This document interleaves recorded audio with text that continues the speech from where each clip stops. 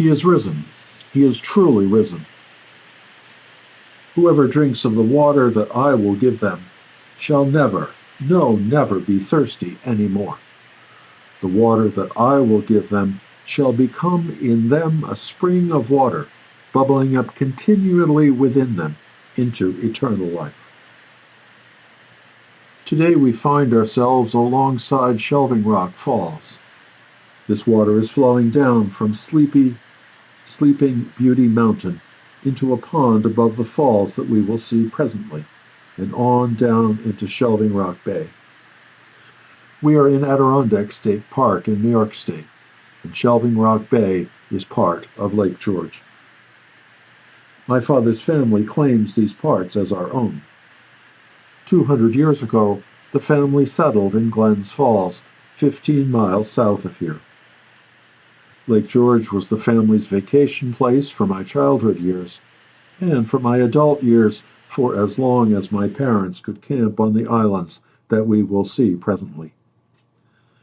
My parents are now buried in the Bay Street Cemetery of Glens Falls, along with our ancestors back to 1825. If not now, then soon, it will become obvious to you that Lake George is beautiful beyond description. The water is so clean one can drink it, and one can see 20 or so feet down into the water to the rocks and plants at the bottom. The final scene in this series is for me one of the most beautiful, most extraordinary landscapes I have ever encountered. Being here, even if remotely as we are today, reminds us of God's presence among us, as the Psalms in all their antiquity tell us. Here is part of Psalm 104. Bless the Lord, my soul, how great you are. You make springs gush forth in the valleys. They flow in between the hills. They give drink to all the beasts of the field. On their banks dwell the birds of heaven. From the branches they sing their song. From your dwelling you water the hills. Earth drinks its fill of your gift. You made the grass grow for the cattle and the plants to serve our needs, that we may bring forth bread from the earth and wine to cheer our hearts, oil to make us glad, and bread to strengthen our hearts. The trees of the Lord drink their fill.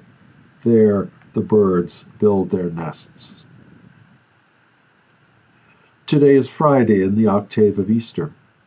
The octave of Easter, as its name suggests, is the 8 days following Easter Sunday, in which Mother Church invites us to feel with special intensity the relief and joy of Jesus' resurrection.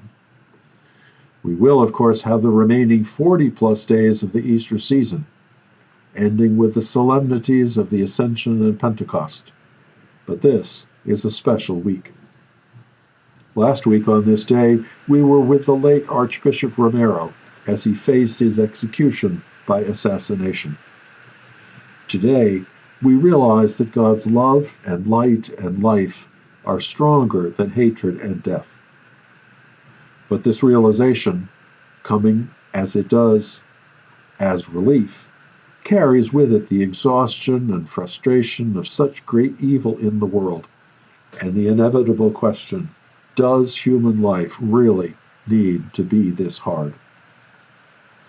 The answer for me is that life does not need to be this hard, but it will be this hard as long as human beings, as individual people, or people in social, ethnic, or religious groups or institutions, continue to be antagonistic to one another. Since that is so, how wonderful that you and I have frequent reminders of God's presence in our lives to help us bear the burden of life's hardships and the ongoing cruelty of human beings one to the other.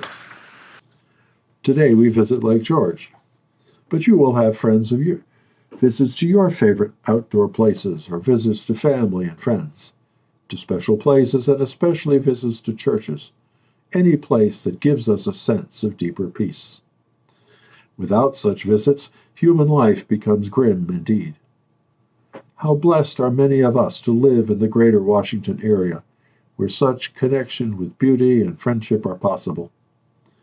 How catastrophic for those who live without such connection. Their faith must be strong indeed.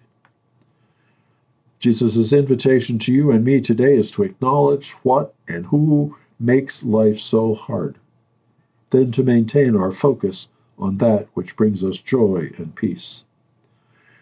The invitation of the Easter season is to allow joy and peace to grow, so that joy and peace become the holding place for the fears and anxieties of human life. A cushion, a warm blanket, however we can experience divine joy and peace as our shield and protection. Not Linus's blanket, but the real deal, the divine fire of love warming us always, the divine water filling us with life.